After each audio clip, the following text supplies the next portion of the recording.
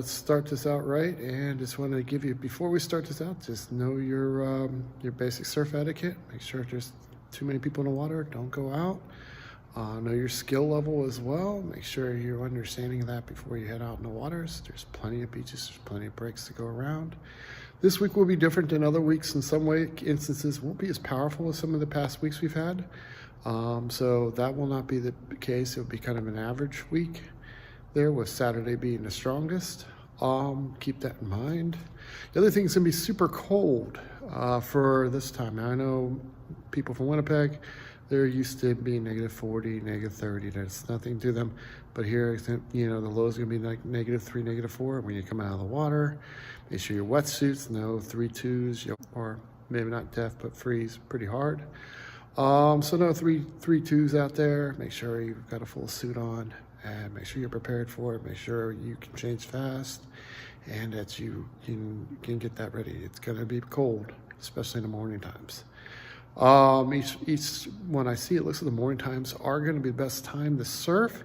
The tide is not, it's going to be less extreme as the weekend goes on, but it's still keeping the time. Mid-tide, lowest mid-tide is ideal in this area. So you want to keep that in mind. Say more morning times are your place to go. Okay, let's start with Friday.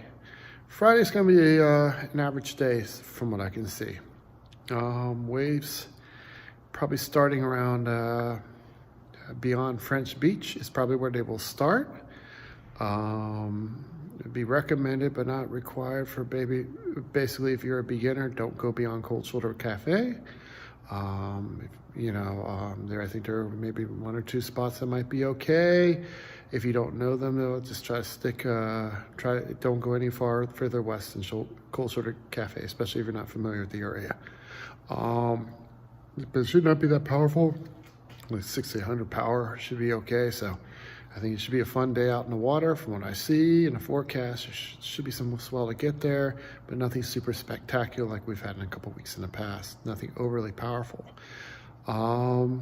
That's for Friday. Saturday looks to be the most powerful of all the days. Swell should be starting around Shirley.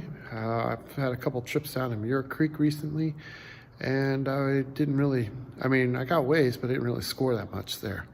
So it's going to be a mixed bag, but it looks like waves are starting around that general area, west. Take anything from Souk and all that, and I would wipe that out. But it's literally Shirley west is when the waves start. Again, beginners, Cold Shoulder Cafe is your absolute limit. It might be a little big. So, and some of the other more famous areas, just keep that in mind when you're catching waves. You keep yourself in a typical spot. It looks like it's all offshore, so there should be good waves to catch for everyone.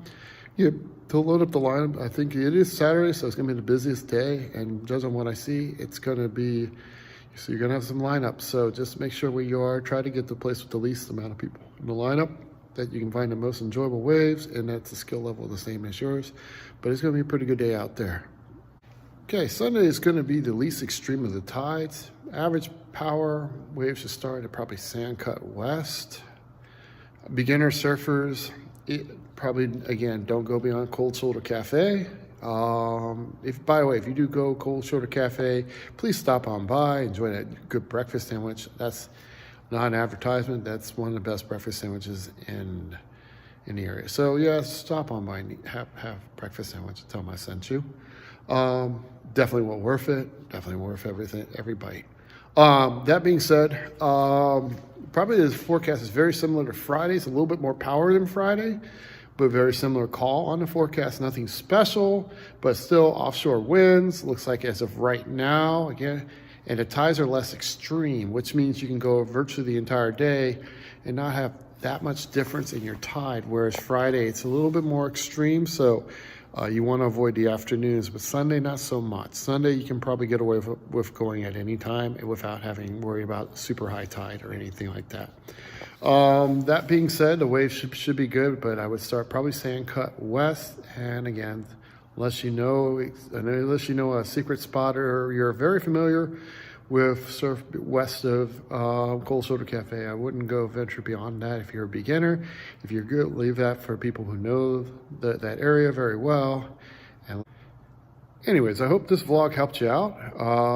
As always, I'm going to put like a little mini videos of show some highlight reels to keep you guys going, keep you guys interested. I do recommend you check out the channel. There'll be a vlog coming up this Sunday. Tells you some of the adventures I've had, and there will be some more vlogs coming up in the future. Alrighty, take care, be safe out there, and I'll see you next week. Take care.